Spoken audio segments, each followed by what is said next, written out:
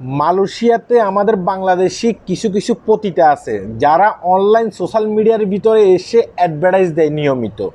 বলে যে আমার কাছে আসেন, আমার কাছে আসলে আপনাকে মানসিকভাবে সুখ দেব, আমার কাছে আসলে আপনার শরীর মাসাজ করে দেব, এবং কি আপনি যা যা চান সব কিছুই আমি আপনাদেরকে দেব। ওই পতিতাগুলো নিয়মিত আপনার অনলাইন সোশ্যাল মিডিয়া টিকটকের ভিতরে এসে অ্যাডগুলো দিচ্ছে, এবং কি যারা সেখানে যাচ্ছে তাদেরকে নিয়ে ভিডিও তৈরি করতেছে, সেই ভিডিও আবার সোশ্যাল মিডিয়াতে আপলোড দিচ্ছে। যেমনটি এই ছেলেটাকে নিয়ে ভিডিও করছে। দেখেন এই ছেলেটার কি লজ্জা শরম লাগে নাই? সে একবারে অফেনলি এসে এই মেয়েটাকে সাপোর্ট করতে সে বলতেছে যে এখানে আসেন, এখানে আসলে আপনি ভালোভাবে সার্ভিস নিতে পারবেন। অথচ দেখেন সেই পতিটা তার চেহারা কিন্তু ঢেকে রেখেছে। সে কি করতেছে, আর একজন প্রবাসীকে দিয়ে সে অ্যাড করাচ্ছে। ওই প্রবাসীর মাথার ভিতরে কিছুই নেই, এই মেয়েটা তার চেহারা ঢেকে রাখছে অথচ আমাকে অফেন করে দিচ্ছে, আর আমি কি করতেছি তার জন্য অ্যাড করে দিচ্ছি। মানে এগুলো লজ্জাজনক একটা বিষয়।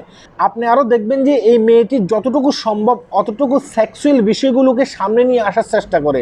সে ওই প্রবাসীদেরকে কিভাবে মাসাজ করে সে ভিডিও অনলাইন সোশ্যাল মিডিয়াতে আপলোড করে, যেন অন্য অন্য প্রবাসীরা তার এই জালে ধরা পড়ে। অথচ আপনি লক্ষ লক্ষ টাকা খরচ করে মালয়েশিয়াতে আসছেন, অনেকদিন কাজ পান, আবার অনেকদিন কাজ পান না। অনেক পরিশ্রমের টাকা আপনি কি করতেছেন, ওই মহিলার হাতে তুলে দিয়ে আসতেছেন। ওই মহিলাটা কি করতেছে, তার বাড়িতে বিল্ডিং করতেছে, তার ফ্যামিলিকে সুখে রাখতেছে, আর আপনি লাস্ট পর্যন্ত বাংলাদেশে গিয়ে যেই লাউ আবার সে কদু হয়ে যাচ্ছেন।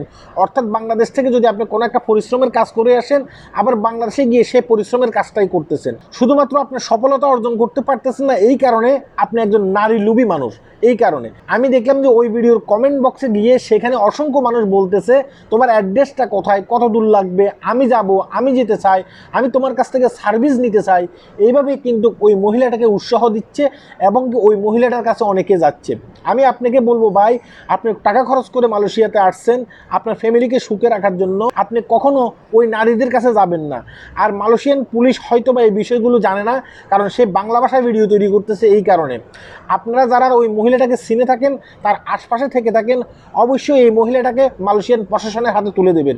কারণ মালয়েশিয়ার প্রশাসনের হাতে তুলে দিলে মালয়েশিয়ার প্রশাসন এই মহিলাটাকে আইনের আওতায় নিয়ে যাবে, আমি এটা বিশ্বাস করি। মনে রাখবেন, বাংলাদেশি প্রবাসীদেরকে ধ্বংস করার জন্য এই বাংলাদেশি কিছু কিছু পতিতাই কিন্তু যথেষ্ট। আপনার টাকা আপনি দেশে নিতে পারবেন না, আপনার টাকা কিন্তু ওই পতিতা ঠিকই দেশে নিয়ে যাবে। সে সেখানে গিয়ে ভালো থাকবে, আর আপনি আগের কষ্টটাই করবেন। তাই আমি বলবো যে ভাই, পতিতাদের হাতে টাকা তুলে দেবেন না। আপনার কাছে যদি মনে হয় যে না আপনার নারীর কাছে যাওয়া উচিত, আপনি প্রয়োজনে কিছুদিন পর দেশে চলে যেতে পারেন, কারণ এখন একটা মাল্টি ভিসা আছে। যে কোনো মানুষ ইচ্ছা করলে 6 মাস 7 মাস পরও দেশে যেতে পারে। আর যদি মনে করেন যে আপনি বিবাহ করেননি, আপনি দেশে গিয়ে বিবাহ করেন, সুখে শান্তিতে বসবাস করেন। কেন আপনি পতিতার কাছে যাবেন? পতিতার কাছে গিয়ে আপনি নিজের রোগ নিজে বাড়াবেন। এদের কাছে গেলে আপনি একটা সময় রোগে ভুগবেন, এদের কাছে গেলে আপনি কিন্তু মারা যেতে পারেন, কারণ এদের শরীরে আছে মরণ ব্যাধি, ক্যান্সার। এটা অবশ্যই মনে রাখতে হবে। আল্লাহ হাফেজ।